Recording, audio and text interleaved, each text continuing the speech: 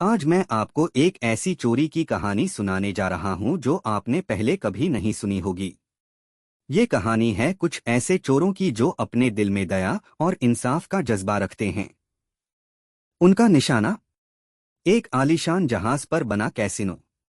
उनका मकसद भ्रष्ट अमीरों से चुराकर जरूरतमंदों की मदद करना। लेकिन क्या उनके नेक इरादे इस मिशन को पूरा होने देंगे? आइए जानते हैं। कहानी शुरू होती है तीन अनोखे किरदारों के साथ। पहला है रवि, इस मिशन का मास्टरमाइंड। वो केवल भ्रष्ट लोगों से चोरी करता है ताकि जरूरतमंदों की मदद कर सके। दूसरी है आयशा, टेक्नोलॉजी की जादूगर जो किसी भी सिस्टम को हैक कर सकती है, लेकिन किसी को नुकसान पहुंचाना उसके सिद्धांतों के खिलाफ है।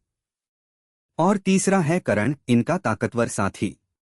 बाहर से सख्त लेकिन दिल से बहुत नरम। बच्चों और बेजुबान जानवरों के लिए उसका दिल हमेशा पिघल जाता है। रवि ने एक सटीक योजना तैयार की थी। जहाज पर बना ये कैसीनो सिर्फ अमीरों की मौजमस्ती का अड्डा नहीं था। ये एक भ्रष्ट अरबपति का मुखौटा था जो आपदा राहत के लिए जुटाई गई धनराशि को धोखा देकर अपने फायदों में बदल रहा था। आयशा सिक्योरिटी कैमरों और अलार्म सिस्टम को संभालने वाली थी, जबकि रवि और करण वॉल्ट खोलकर पैसे निकालने वाले थे। उनकी सबसे बड़ी शर्त बिना किसी को नुकसान पहुंचाए काम पूरा करना। चोरी की रात आ चुकी थी।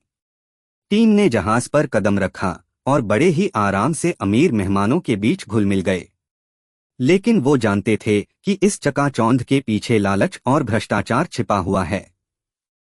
वॉल्ट के पास पहुंचते समय उन्हें एक छोटा बच्चा मिला जो खो गया था और रो रहा था। समय कम था, लेकिन करण उस बच्चे को यूं ही नहीं छोड़ सकता था। उसने बच्चे को संभाला और उसकी मां से मिलवा दिया। ये छोटी सी दया की बात उनके असली स्वभाव को दर्शाती है। आखिरकार वो वॉल्ट तक पहुंच गए। समय तेजी से निकल रहा था और हर पल कीमती था। आयशा की मदद से रवि ने वॉल्ट खोला। अंदर नकदी और गहनों का ढेर था।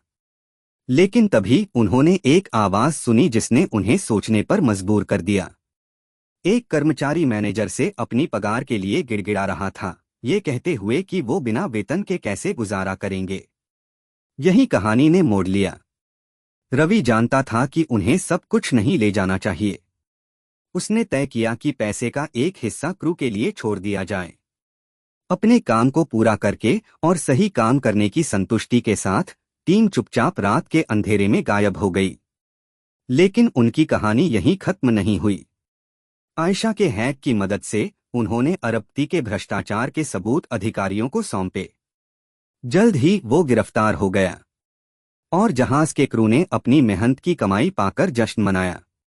जहां तक रवि, आयशा और करण की बात है, वो बिना किसी पहचान के गायब हो गए, अपनी दया और इंसाफ की मिसाल छोड़कर। अगर आपको ये कहानी पसंद आई हो तो लाइक बटन दबाएं, अपने दोस्तों के साथ शेयर करें और एपिक टेल्स वर्ल्ड को सब्सक्राइब करना ना भूलें। अगली बार तक सपने देखते रहें, न्याय पर विश्वास रखें और याद रखें, हर कहानी एक महाकाव्य बन सकती है।